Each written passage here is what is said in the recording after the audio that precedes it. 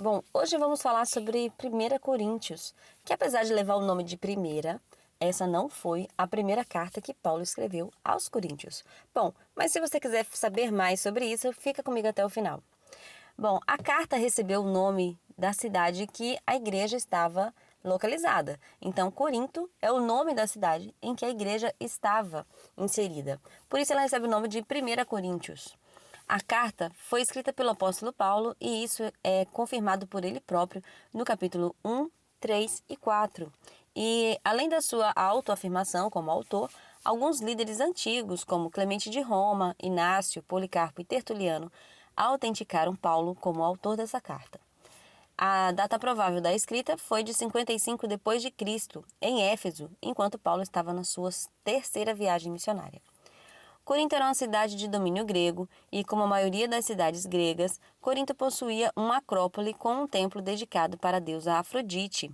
Situada na cidade alta, cerca de 1.000 sacerdotisas trabalhavam no templo e durante o dia, Durante a noite, elas desciam à cidade baixa para oferecer seus serviços de prostituta cultual para os homens que habitavam a cidade de Corinto, como também para os visitantes estrangeiros.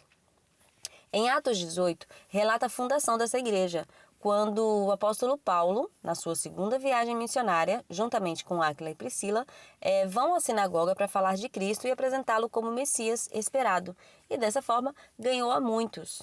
Além de Áquila e Priscila, Paulo também recebeu um reforço do Timóteo e também de Silas, que juntamente com eles pregavam mais intensamente. Embora Paulo contasse com esse time de peso, os judeus resistiram ao evangelho.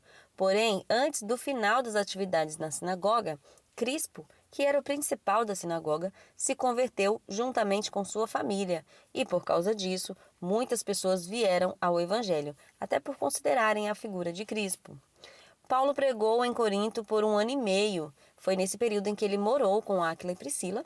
E como os três faziam tendas, Paulo faz duas coisas, Enquanto implanta a igreja, também discipula esse casal. E embora a igreja de Corinto tivesse sido muito bem acompanhada, veja, nós temos aí Áquila, Priscila, Silas, Timóteo e o próprio Paulo, essa igreja não foi capaz de romper com a cultura na qual estava inserida. Por isso se tornou uma igreja faccionária, carnal e imatura. Apesar de contar com esses 5 pessoas de peso, outra pessoa que também passou por lá foi Apolo. Apolo era um grego convertido ao cristianismo, que a própria Bíblia o descreve como poderoso nas Escrituras. A Bíblia fala que ele pregava tão bem a Cristo, mesmo sem nunca ter conhecido Jesus pessoalmente. Ele falava com tanta fidelidade que Áquila e Priscila abraçaram Apolo, e assim como Paulo os discipularam, discipulou Áquila e Priscila. Áquila e Priscila faz o mesmo por Apolo, agora apresentando Cristo e fazendo ele encaixar, Poxa, olha, o Messias que você fala já veio. E aí falou sobre Jesus para Apolo. E Apolo já era um homem muito rico no conhecimento das Escrituras. Então veja, a igreja de Corinto passou por Áquila, Priscila, Paulo, Silas, Timóteo e Apolo. Essa igreja tinha tudo para ser uma igreja bem fundamentada na palavra e não passar pelos problemas que ela passou. Porém, a igreja se dividiu em grupos e enquanto alguns diziam que eram de Paulo, outros diziam ser de Apolo, outros de Pedro e ainda um quarto grupo, inclusive o que dava mais trabalho, era aquele que se dizia de Cristo. Por causa da dificuldade do povo em abandonar os maus costumes como mundanismo, egoísmo, imoralidade e o paganismo, foi preciso que Paulo escrevesse não só uma carta, mas 4 cartas, à igreja de Coríntios. A primeira carta foi perdida e jamais foi encontrada. E, no caso, o nome dessa carta ficou conhecido como Epístola Perdida.